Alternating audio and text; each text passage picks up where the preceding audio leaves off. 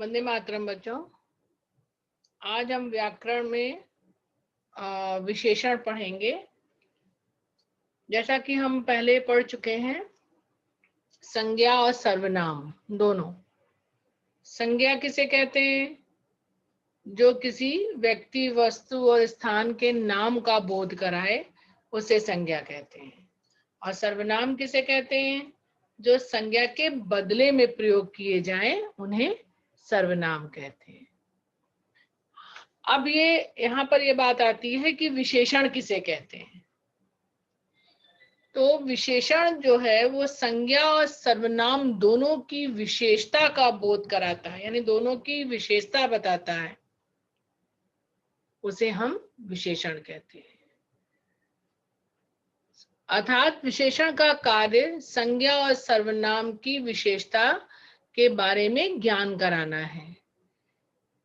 उदाहरण के रूप में, आम मीठा है, राम पढ़ने में तेज है, कुछ लोग खेलना भी नहीं चाहते, लड़का अच्छा गाता है, मेरा भाई शहर जा रहा है।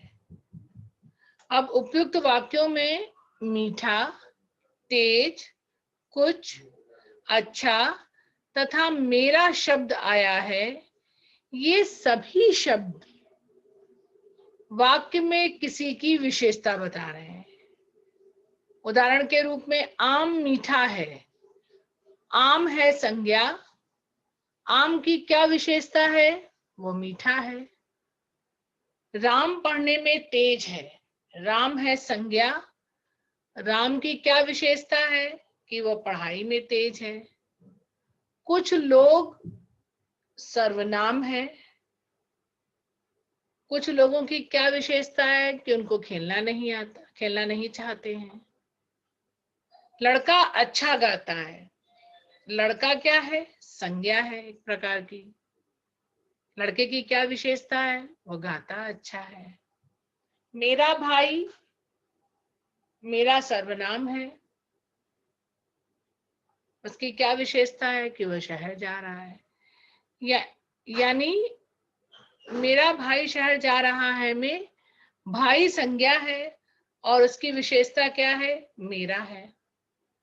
तो इस तरह से इन पांचों वाक्यों में मीठा शब्द, तेज, कुछ, अच्छा तथा मेरा शब्द, ये किसी न किसी संज्ञा या सर्वनाम की विशेषता बता रहे हैं। तो इस आधार पर विशेषण की परिभाषा बनी कि जो शब्द संज्ञा और सर्वनाम की विशेषता बताते हैं उन्हें हम विशेषण कहते हैं। विशेषण के दो अंग होते हैं। एक होता है विशेष्य और एक होता है विशेषण। इसको भी हम उदाहरण के द्वारा समझेंगे। जिस संज्ञा या सर्वनाम शब्द की विशेषता बताई जाए उसे विशेष्य कहते हैं। जैसे नीला आकाश। अब इसमें विशेषता किसकी बताई जा रही है? आकाश की। तो आकाश विशेष्य हो गया। और आकाश की विशेषता क्या है? कि वो नीला है, तो नीला विशेषण हो गया। यानी जिसके बारे में जिसकी विशेषता बताई जाए वो विशेष्य, और जो विशेषता बताई जाए वो विशेषण। ये विशेषण के दो मुख्य अंग हैं। अब है विशेषण के भेद। विशेषण के मुख्य रूप से चार भेद हैं: गुणवाचक, संख्यावाचक, परिमाणवाचक और सार्वनामिक। गुणवाचक विशेषण का वह भेद है जिसमें व्यक्ति के, किसी वस्तु या प्राणी के गुण, दोष, रूप, रंग, आकार, अवस्था आदि की विशेषता के बारे में बताया जाए उसे हम गुणवाचक विशेषण कहते हैं। गुण दोष स्थान, आकार, रंग रूप, समय, दशा, स्वाद और दिशा, इन सब के बारे में जब बताया जा रहा हो उसे हम गुणवाचक विशेषण कहते हैं। एग्जाम्पल के रूप में हम हर एक का एक एक वाक्य लेते हैं। अब जैसे है गुण, जो किसी संज्ञा या सर्वनाम के गुण का बोध कराए उसे गुणवाचक के अंतर्गत माना जाता है। जैसे भला, बुरा, सच्चा, दानी, क्रोधी, शांत, कंजूस, न्यायप्रिय, परिश्रमी, सरल, मृदुभाषी, भोला, चालाक आदि। दूसरा है स्थान बोधक, यानी स्थान संबंधी विशेषता बताई जाए। जैसे भीतर, बाहर, ऊपर, नीचे, मध्य, किनारे आदि। फिर है आकारवाचक, इसमें आकार से संबंधित गुणों का बोध होता है। जैसे लंबा आदमी, चौकोर घड़ी, बड़ा बड़ा बर्तन, छोटा भाई, तिकोना समोसा, ऊंचा पर्वत आदि। फिर आया आपका रंग रूप, काला पीला, काला गुलाब, पीला कपड़ा, नीला आकाश, सफेद टोपी। फिर उसी तरह हरा, गोरा, आकर्षक, सुनहरा, सुंदर आदि। फिर आया दशावाचक, जो किसी संज्ञा के दशा से संबंधित गुणों का बोध कराए। जैसे अमीर व्यक्ति, गरीब व्यक्ति, स्वस्थ स्वस्थ, रोगी, जानवर, गीला कपड़ा आदि, इनसे हमारी दशा स्थिति का बोध हो। फिर है काल या समयवाचक, जिनसे किसी संज्ञा का समय और काल से संबंधित गुणों का पता चले। जैसे नया घर, दैनिक पत्रिका, प्राचीन इमारतें, वार्षिक परीक्षा, मासिक पत्रिका, यानी जिससे समय का बोध हो उसे हम कालवाचक कहते हैं। फिर है दशावाचक, दशावाचक हो गया। फिर है स्वाद, गंध, खट्टा, मीठा, सुगंध, दुर्गंध, तीखा, चटपटा, बदबूदार। फिर अंतिम में है दिशावाचक, यानी पूर्वी, पश्चिमी, उत्तरी, दक्षिणी, पाश्चात्य, आधुनिक, दिशावाचक। फिर है वर्णवाचक, जिसमें किसी संज्ञा या सर्वनाम के वर्ण यानी रंगों का बोध हो। काली गाय, सफेद फूल, लाल कपड़ा, रंगीन टीवी आदि। तो इस तरह से रूप, रंग, गुण, अवस्था, समय, दशा, स्वाद, गंध, दिशा आदि का बोध होता है, उसे गुणवाचक विशेषण कहते हैं। दूसरा भेद है संख्यावाचक विशेषण। संख्यावाचक विशेषण वह विशेषण शब्द जो किसी संज्ञा या सर्वनाम की संख्या संबंधी विशेषताओं का बोध कराता है, उसे संख्यावाचक विशेषण कहते हैं। जैसे हम 6 दोस्त हैं, शाम के समय घूम रहे थे, तभी देखा एक पेड़ पर चिड़िया ने एक घोंसला बनाया था। उस घोंसले में 4 चूजे थे। उनकी माँ उन्हें दाना खिला रही थी। इसमें 6 दोस्त, एक पेड़, एक घोंसला, 4 चूजे, यानी सब गिनतियां आई। तो जहां पर ये गिनतियां आई, इसका मतलब संख्याएं आई, तो ये संख्यावाचक विशेषण कहलाते हैं। उदाहरण के लिए और भी देखते हैं। मेरे पास 2 गायें हैं, तुम्हारे पास कुछ पैसे हैं, ये दूसरा घर मेरा है, पेड़ पर कई चिड़िया बैठी हैं। उपयुक्त उदाहरण में दो, कुछ, दूसरा और कई, इनसे संख्याओं का पता चल रहा है, इसलिए ये संख्यावाचक विशेषण है। संख्यावाचक विशेषण के भी दो भागों में बांटा जा सकता है, निश्चित संख्यावाचक और अनिश्चित संख्यावाचक। निश्चित संख्यावाचक, जिस शब्द में किसी निश्चित संख्या का बोध हो, यानी जिस संख्यावाचक शब्द से किसी निश्चित संख्या का बोध होता है, उसे निश्चित संख्यावाचक विशेषण कहते हैं। उदाहरण के लिए, दो लड़कियां पार्क में घूम रही हैं, चार पुस्तकें मेज पर रखी हैं। तो ये निश्चित है, दो गायें मतलब दो ही गायें हैं, चार पुस्तकें मतलब चार ही पुस्तकें हैं। तो ये निश्चित है कि ये एक पर्टिकुलर एक निश्चित संख्या की ओर इशारा कर रही हैं, तो यहाँ पर निश्चित संख्यावाचक विशेषण है। अब दूसरा इसका है अनिश्चित संख्यावाचक विशेषण।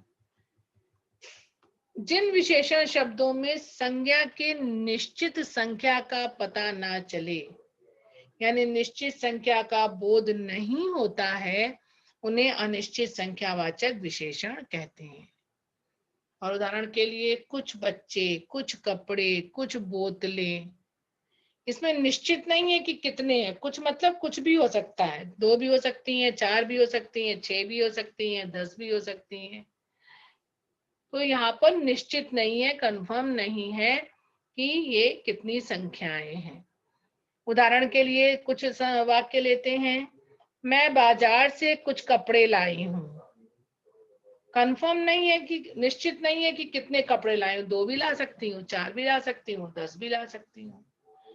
इनमें से कुछ बोतलें खाली हैं, कुछ बोतलें, एक भी हो सकती है, दो भी हो सकती है, 5 भी हो सकती है। तो कंफर्म नहीं है कि कितनी बोतलें खाली हैं, अतः यहाँ पर अनिश्चित संख्यावाचक विशेषण होगा। तीसरा आया परिमाणवाचक विशेषण। संख्यावाचक विशेषण के दो भेद थे, निश्चित और अनिश्चित। परिमाणवाचक विशेषण, जिन शब्दों में जो शब्द संज्ञा और सर्वनाम की मात्रा या परिमाण यानी माप तौल की विशेषता बताते हैं, उन्हें परिमाणवाचक विशेषण कहते हैं। उदाहरण के लिए, मैं दुकान पर 2 किलो दूध लेने गया। मैंने दुकानदार से कहा, अंकल, झाग सहित दूध नापने से थोड़ा दूध कम हो जाता है, कृपया ठीक से नापिए। बाद में मैंने 250 ग्राम पनीर तथा आधा किलो दही भी ली। तो इस वाक्यों में 2 किलो दूध, थोड़ा दूध, 250 ग्राम पनीर, आधा किलो, ये परिमाणवाचक विशेषण है। ये नाप तौल संबंधी जो विशेषता बता रहे हैं, जिनको हम माप सकते हैं, नाप सकते हैं, तौल सकते हैं। इसके भी दो भेद हैं, निश्चित और अनिश्चित।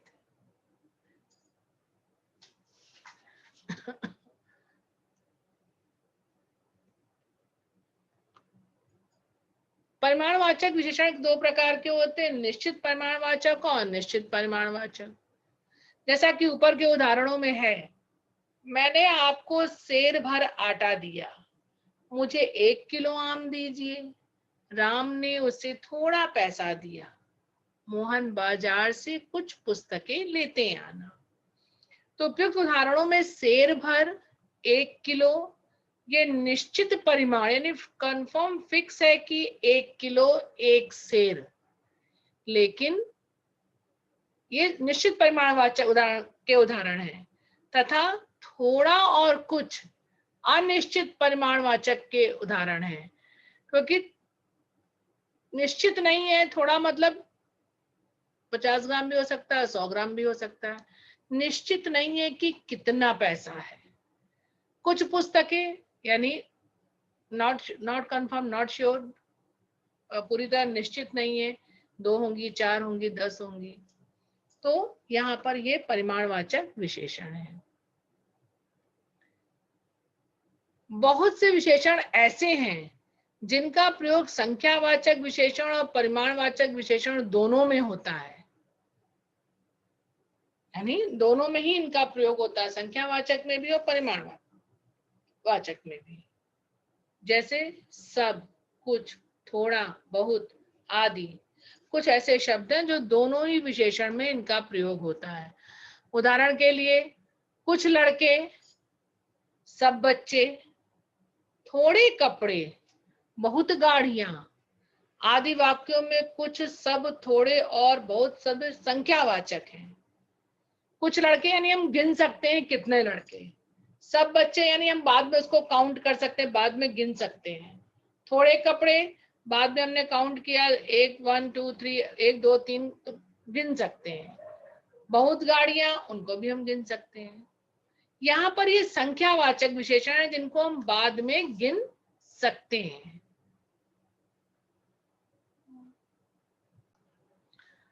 वही कुछ पानी, सब आटा, थोड़े चावल, बहुत चावल आदि वाक्यों में कुछ, सब, थोड़े, बहुत से शब्द परिमाणवाचक विशेषण के अंतर्गत आते हैं। तो इनको पहचानेंगे कैसे? जहां पे माप तौल का होगा। अब कुछ पानी को हम क्या करेंगे, हम लीटर के, हम जो मेजरमेंट का आता है माप तौल तौलने वाला, तो उससे हम लीटर से या लीटर से नापेंगे कि कितना पानी है। 2 लीटर पानी, 10 लीटर पानी, हाफ लीटर पानी, आधा लीटर पानी। सब आटा, आटा को हम तौल करके, थोड़े चावल, थोड़े चावल को भी हम माप करके तौल के देखेंगे, बहुत चावल उसको ही माप के देखेंगे। यानी परिमाणवाचक विशेषण में वही शब्द प्रयोग में आ रहे हैं जो संख्यावाचक में थे, लेकिन परिमाणवाचक में हम मापेंगे तब हमें कंफर्म पता चलेगा कि कितना ग्राम है, और संख्यावाचक में हम गिनती करेंगे। यही दोनों में अंतर है कि संख्यावाचक में हम अनिश्चित संख्यावाचक में बाद में गिनती कर सकते हैं, और अनिश्चित परिमाणवाचक में बाद में हम तौल सकते हैं। तो इनको माप तौल के द्वारा समझेंगे और उसको गिनती के द्वारा। ये दोनों में अंतर है। कुछ शब्द ऐसे होते हैं। अब है सार्वनामिक विशेषण। वे सर्वनाम, पहले तो सर्वनाम क्या है? जो संज्ञा की विशेषता बताते हैं उन्हें सर्वनाम कहते हैं, ठीक है। और विशेषण क्या है? जो संज्ञा और सर्वनाम, सर्वनाम किसे कहते हैं? जो संज्ञा के बदले में प्रयोग किए जाते हैं उन्हें सर्वनाम कहते हैं। संज्ञा की जगह पर जिसका प्रयोग किया जाए उन्हें सर्वनाम कहते हैं। और सर्वनाम की जो विशेषता बताए उसे हम विशेषण कहते हैं। संज्ञा और सर्वनाम दोनों की। सार्वनामिक विशेषण क्या है? वे सर्वनाम जो विशेषण के रूप में प्रयोग किए जाते हैं उन्हें सार्वनामिक विशेषण कहते हैं। जैसे, यह लड़का बुद्धिमान है।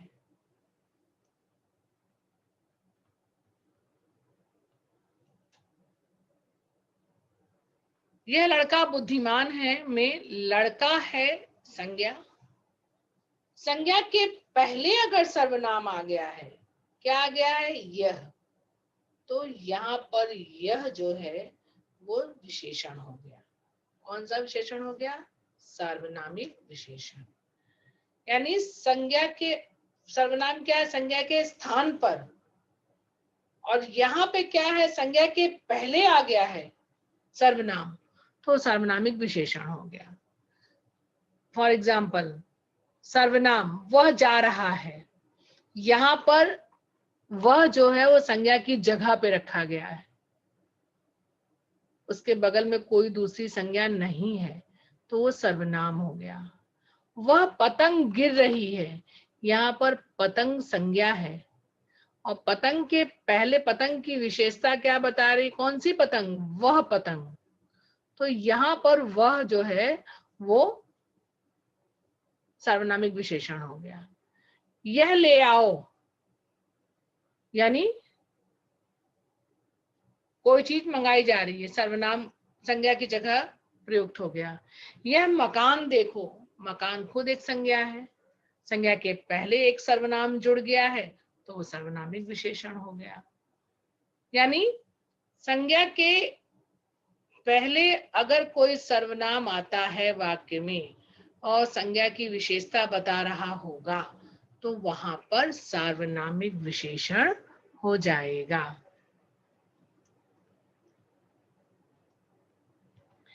अब है विशेषण। ये तो 4 भेद थे, एक बार फिर से बताती हूँ, ध्यान से सुनिए।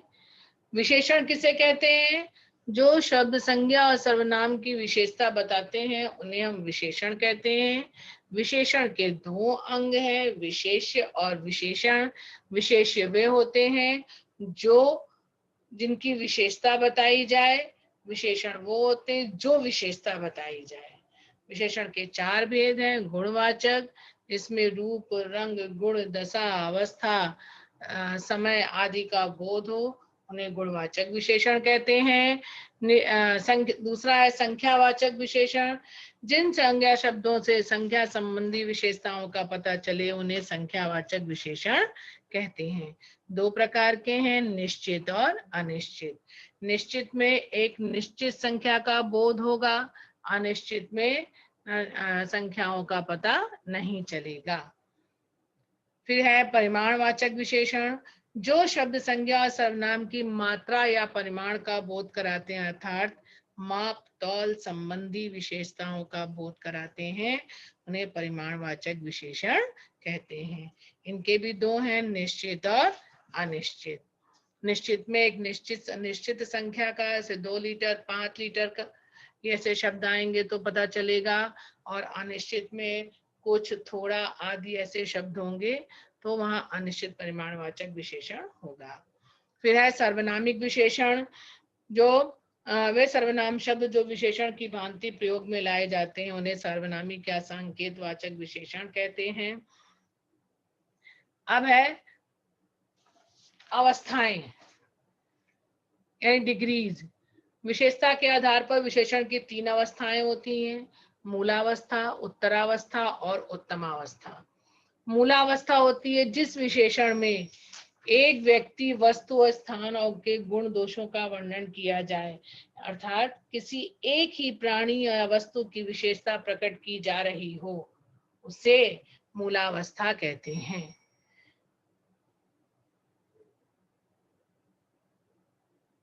जैसे यह बच्चा बुद्धिमान है, राम बहादुर लड़का है, कमरा अच्छा है, सेब मीठा है। इन वाक्यों में राम बहादुर लड़का यानी राम के बारे में विशेषता बताई जा रही है, कमरा अच्छा यानी कमरे के बारे में विशेषता बताई जा रही है, सेब मीठा यानी सेब के बारे में विशेषता बताई जा रही है। एक ही व्यक्ति, एक ही वस्तु के बारे में विशेषता बताई जा रही है, इसलिए यहाँ पर मूलावस्था है। दूसरी है उत्तरावस्था, विशेषण की वह अवस्था जिसमें एक की दूसरे से अधिकता बताई जाए, उसे विशेषण की उत्तरावस्था कहते हैं। जिनमें 2 की तुलना करके एक को सबसे ऊंचा बताया जाए, सबसे अधिक बताया जाए, उसे उत्तरावस्था कहते हैं। अर्थात जहां 2 प्राणियों वस्तुओं की विशेषताओं की तुलना की जा रही हो, ऐसा करते समय की अपेक्षा की तुलना में, से बढ़कर, से कम आदि शब्द विशेष के बाद आते हैं। इन 2 प्राणी, 2 व्यक्ति, 2 वस्तुओं के बारे में कंपेयर किया जा रहा हो, तुलना की जा रही हो, वहां पर उत्तरावस्था होती है। एक उदाहरण के लिए, राधा अनुराधा से ज्यादा सुंदर है। यहाँ पर राधा और अनुराधा में तुलना की गई है सुंदरता को लेकर के। फिर दूसरा है, मेरा भाई तुम्हारे भाई से काफी छोटा है। तो इसमें दोनों भाइयों की तुलना की, मेरे और तुम्हारे भाई के बीच में तुलना की गई है और शब्द आया है काफी छोटा है। तो जहां पर दो व्यक्तियों या दो वस्तुओं या दो लोगों के में तुलना की जाए वहां पर उत्तरावस्था होती है। उदाहरण के और भी उदाहरण हैं। तुम सोहन से अधिक बहादुर हो, राम मोहन से अधिक धनी है, गाय बकरी की अपेक्षा बड़ी होती है, से अधिक की अपेक्षा। ये ऐसे शब्द हैं जो दो लोगों के बीच में तुलना दर्शा रहे हैं। अब आया उत्तमावस्था, विशेषण की वह अवस्था जहां दो या दो से अधिक व्यक्तियों वस्तुओं में से किसी एक को सबसे अधिक विशेषता युक्त बताया जाए, ने सबसे अधिक उच्च बताया जाए, उसे उत्तमावस्था कहते हैं। जैसे और कुछ ऐसे शब्द हैं जो प्रयोग में आते हैं, सर्वाधिक, सब में, सभी में। उदाहरण के लिए सचिन तेंदुलकर सबसे अच्छा खिलाड़ी है, यानी सबसे अच्छा खिलाड़ी तो सभी अच्छे हैं, लेकिन सबसे उच्च श्रेष्ठता के पद पर कौन है? सचिन तेंदुलकर। तो यहाँ पे उत्तमावस्था हो गई। अमिताभ बच्चन एक सर्वश्रेष्ठ अभिनेता है। अभिनेता बहुत सारे हैं, लेकिन सर्वश्रेष्ठ, सबसे श्रेष्ठ अमिताभ बच्चन है। सबसे ऊंची अवस्था पे उसको रखा जाए, यहाँ पे कोई तुलना उसकी कर ही नहीं सके, उसे उत्तमावस्था कहते हैं। और उदाहरण है, तुम सबसे अधिक बहादुर हो, राम सबसे ज्यादा धनी है, हाथी स्थल की सबसे बड़ी जीव है। यानी सबसे अधिक, सबसे ज्यादा, सबसे बड़ी, ये शब्दों से पता चल रहा है कि वह व्यक्ति इसके बारे में बात की जा रही है वह सबसे उच्च है। मुख्य बात ध्यान देने योग्य यह है, विशेषण की अवस्थाओं की आवश्यकता तभी होती है जब तुलना का प्रश्न उपस्थित हो, यानी एक दूसरे के बीच में कंपेयर या तुलना की बात आती हो, तभी हमें डिग्रीज की अवस्थाओं की आवश्यकता होती है। तुलना के लिए अधिक, सबसे अधिक, अपेक्षा आदि का प्रयोग हिंदी में किया जाता है। इसके अतिरिक्त शब्दों में, तत्सम शब्दों में तर और तम लगा करके भी उत्तरावस्था और उत्तमावस्था के रूप बनाए जा सकते हैं। जैसे अधिक, अधिकतर, अधिकतम, निकट, अधिकतर, अधिकतम, कोमल, कोमलतर, कोमलतम, निम्न, निम्नतर, निम्नतम, उच्च, उच्चतर, उच्चतम। तो इस तरह से ये अवस्थाएं बताई जा सकती हैं। अब आया विशेषण से संबंधित जानने योग्य कुछ और थिंग्स हैं, जो कुछ बातें हैं जिन्हें हम पॉइंट के वाइज हम इसको जान सकते हैं। फर्स्ट है, जो संज्ञा सर्वनाम की विशेषता बताए वो विशेषण है। दो विशेषण के चार भेद हैं जो हम आपको बता चुके हैं। तीन अवस्थाएं होती हैं। विशेषण की अवस्थाएं और आवश्यकताएं तभी अवस्थाओं की आवश्यकता तभी होती है जब हमें तुलना के, जहाँ पे तुलना का प्रश्न उपस्थित होता हो। तत्सम शब्दों में तर और तम लगाकर उत्तरावस्था और उत्तमावस्था के रूप में बदला जा सकता है। विशेषण विकारी होते हैं, इनमें रूप, लिंग, वचन, कारक के अनुसार बदलाव किया जा सकता है। जैसे काला काली, मोटा मोटी, लंबा लंबी, यानी ये विकारी शब्द क्या है? जिनमें रूप, लिंग, वचन और कारक के अनुसार परिवर्तन हो सकता है, वही है विशेषण। आकारांत विशेषण स्त्रीलिंग में इकारांत हो जाते हैं। काला काली, उजला उजली, यानी स्त्रीलिंग दोनों ही हैं, लेकिन आकारांत है तो इकारांत हो जाएंगे। फिर है आकारांत विशेषण स्त्रीलिंग और पुल्लिंग दोनों में समान होते हैं, जैसे लाल, चतुर, सुंदर आदि। फिर है इसमें दो बातें और ध्यान देने योग्य हैं कि संख्यावाचक विशेषण और परिमाणवाचक विशेषण में अंतर क्या है।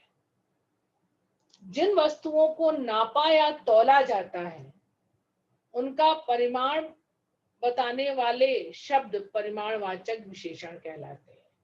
अर्थात माप तौल संबंधी विशेषता बताने वाले शब्दों को परिमाणवाचक विशेषण कहते हैं तथा जिन वस्तुओं की गिनती की जा सकती है उन्हें संख्या का बोध कराते हैं, उन्हें संख्यावाचक कहते हैं।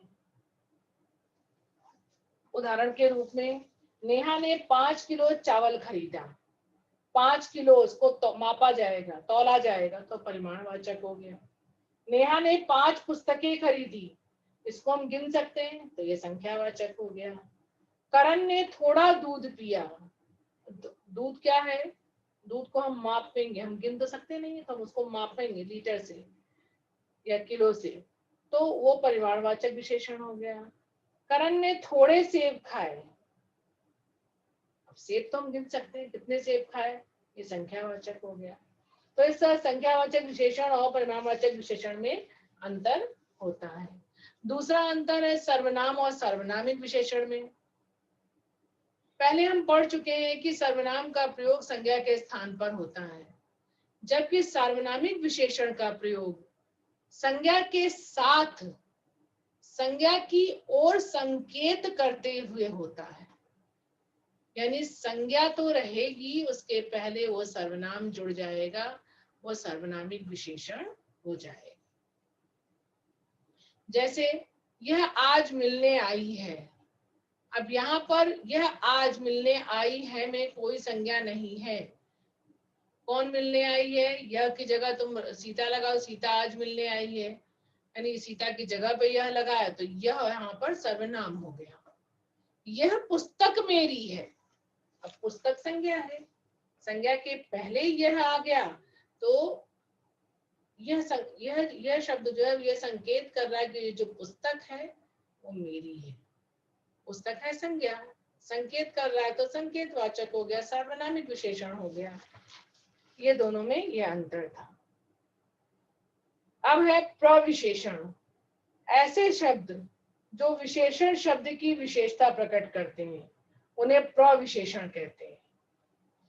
ऐसे शब्द जो विशेषण की भी विशेषता बताते हैं उन्हें हम प्रविशेषण कहते हैं।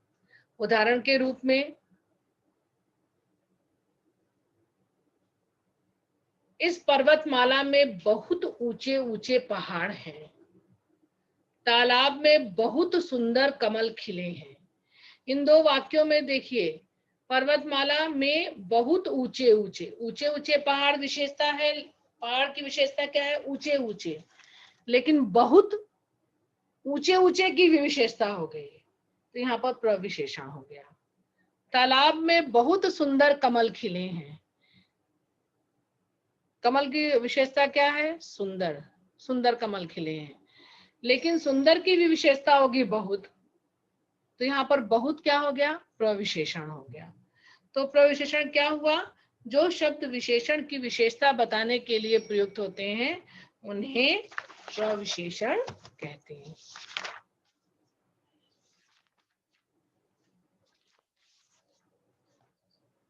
तो यह था आपका विशेषण से संबंधित विवरण, जिसे ध्यान से सुनिए और समझिए। धन्यवाद।